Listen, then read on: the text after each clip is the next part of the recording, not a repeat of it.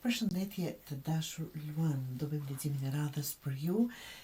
Para se të fillojmë, dua t'ju lemroj apo t'ju them pse isha e munguar, jam operuar prapë dhe sot pak më mirë dhe po bëjmë leximin e fundit për këtë vit të dashur, nga që do bëj së shpejti si që kam thënë, po e pres më afër vitit të ri, që të marrim energjinë më të mirë të mundshme, apo më të qartë të mundshme për vitin që vjen.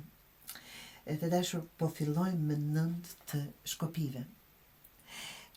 Viti që po mbyllet, apo leximin e kam kushtuar mbyllja e vitit. Çfarë të lëmë, çfarë të marrim. Viti që po mbyllet të ka gjetur në mbrojtje. Ke qenë në këmbë, por kogja i e lodhur. Ke vazhduar edhe kur s'ke pasur më energji, sepse nuk doje të dorëzoheshe, Luan. Ky rete tregon që ke mbajtur pozicionin, por jo pa kosto. Me një kosto, absolutisht. Mbrojtja e vazhdueshme të ka bërë sado më të fortë, por edhe më të mbyllur pak në veten tënde. Të fortë po, por të mbyllur. Nga kjo lodhje kalojnë te judgment, gjykimi. Këtu vjen momenti i kthesës të dashur Luan. Jo për të gjykuar, por për të zgjuar, për të hequr pak atë mbylljen që kemi mbyllur këtu, po mbrohemi nga diçka. Jo për të mbyllur, jo për të gjykuar, por për të zgjuar.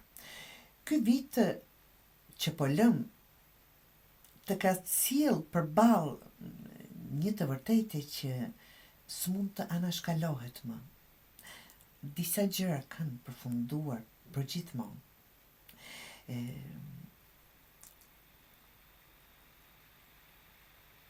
Është dhe të domosdoshme të quaja. Dhe sa më shpejt të pranosh, Luan, aq më pak pesh do marrësh me vete në vitin që po vjen. Kjo është një thirrje për lirim, jo absolutisht për të ngujuar apo për ndonjë vaj. Dhe Gaia, që është bota, të çon drejt një mbyllje cikli, pra plotësi, po mbyll diçka vërtet me plotësi. Diçka e rëndësishme në jetën tënde po mbyllet me dinitet, do ta thoja, dinitet. Nuk ka nevojë të rikthehesh për të rregulluar gjithçka. Mjafton të pranosh që ke bërë pjesën tënde. Kjo mbyllje apo ky fund i këtij cikli të dashur Luan krijon hapësirë reale për diçka të re, jo thjesht simbolike. Dhe fertiliteti këtu është premtimi vitit që vjen. Jo në formë fjalësh të bukura, por si potencial konkret. Ide, projekte, marrëdhënia apo mënyra të reja jetese që kanë nevojë për ushqim. Kur them për ushqim, për të vepruar, për t'i dhënë jetë asaj ëndre. Dhe për kushtim. Viti i ri për Luanin nuk nis me zhurmë, por me ndërtim të qëndrueshëm. Pra, nuk të kërkon viti që po vjen forcën, të provosh forcën, të kërkon të përdorësh me zgjuarsi, lërë të shkuarën aty ku mbaron, siç është dhe kjo bota këtu. Ushqe veten me atë që ka të ardhme.